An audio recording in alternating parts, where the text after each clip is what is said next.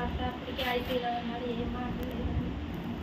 మాట్లాడుకుని అలా ఏమన్నా చూసాను. చాలా నా పెద్ద కుమారుడు నేనే. అది ఎవరికి తెలుసు నా బాధ, నా కుమారుడు బాధ. నా బాబాని మాకు అడిగారు, అమ్మ ఇలా బాగోలేదు బాబా, నేను వెళ్ళాలి అంటే అప్పటికప్పుడు ఎప్పుడంటే అప్పుడే టికెట్ పంపించేదాన్ని. నువ్వు బాధపడు, మీ ఆయనకి బాగానే ఉంటుందని చెప్పాను.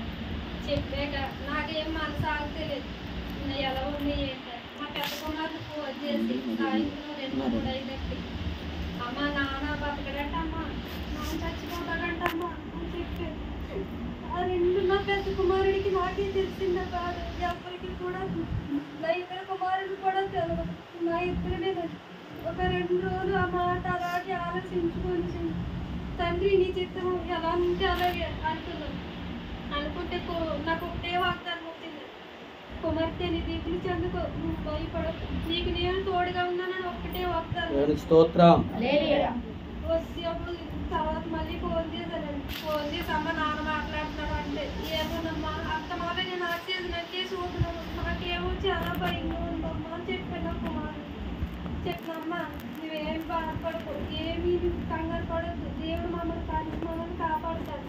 2 సార్లు నిలబెట్టాడు, ఈ 3వసారి కూడా నిలబెడతాడు దేవుడు, నువ్వేం బాధపడని చెప్పాను. నేను చెప్తే నా కుమారుడు అలాగే అమ్మ నేను ఏమీ బాధపడను, నీ జాగ్రత్తగా గొప్పలు వచ్చేయమ్మా అని చెప్పాను.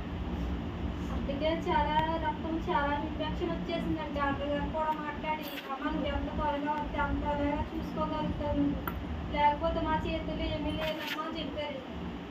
చెప్తే సరే నేను సాయంత్రం బయలుదేరి సాయంత్రానికి వచ్చేస్తానండి, అప్పుడు దాకా చూడండి అనగానండి. అన్న టైంకి నేను వచ్చేసాను. అక్టోబర్ 2వ తారీఖున వచ్చేసానండి. వచ్చేసి డాక్టర్ గారి చేత మాట్లాడి నేను ఏంటి మేమైతే అసలు అయిపోయి నేను అక్కడికి వెళ్ళాను, నీలాగి నువ్వు బాగోలేదని వచ్చేసాను అని చెప్తే ఆయన ఇంటికి తీసుకుపోతానండి. ఇంటికి తీసుకుపోతే పిల్లల సిలాండ్లు ఇంజక్షన్ రాసిచ్చండి, ఇంటికి వెళ్ళిపోతామంటే అమ్మ ఇంటికి తీసుకెళ్ళిపోతే చచ్చిపోతే మాకు సంబంధం లేదు, మేము ఇంటికి తీసుకుపోతాను అని అంటున్నావు అని అన్నారు. అమ్మ దేవుడు నా ఎంత ఉన్నా నా భర్తకి ఏమవుతుంది, నేను ఇంటికి తీసుకుపోయి నేను ఇంటికాడ నేను చూసుకుంటాను అన్నారు. అప్పటికే డాక్టర్ గారు సరే తీసుకెళ్ళిపోతున్నారు, మీకే సంబంధం అది, మళ్ళీ తీసుకుంటే జాయిన్ చేసుకుంటాం కానీ ప్రాణానికి మేము గ్యారెంటీ ఇవ్వమో చెప్పారు.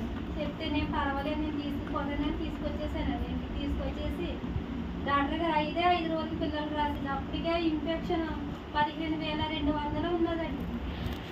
5,200 ఉంటే 5 రోజులు పిల్లలు వాడి 5వ రోజు తీసుకెళ్తే దేవుడు 5,000 నుంచి 9,000లోకి వచ్చిందండి. 9,000లోకి వచ్చాక మళ్ళీ 5 రోజులకు రాశారు. దేవుడి దయ వల్ల తండ్రి నేను ఇవాళ హాస్పిటల్కి తీసుకెళ్ళిన ఇన్ఫెక్షన్ అంతా తగ్గిపోవాలి, మా ఆయనకి ఏమనుకోండి మళ్ళీ మా గృహంలో మాకు ఉండాలని ప్రార్థన చేసుకుని వెళ్ళాను. 9,000లో నుంచి 5,000లోకి వచ్చిందంట.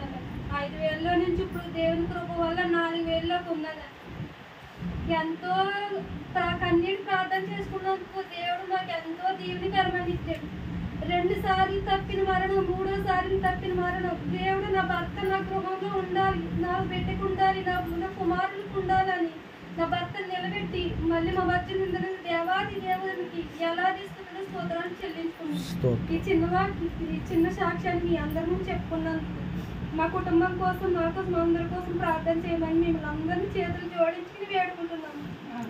దేవుడు సాక్ష్యాన్ని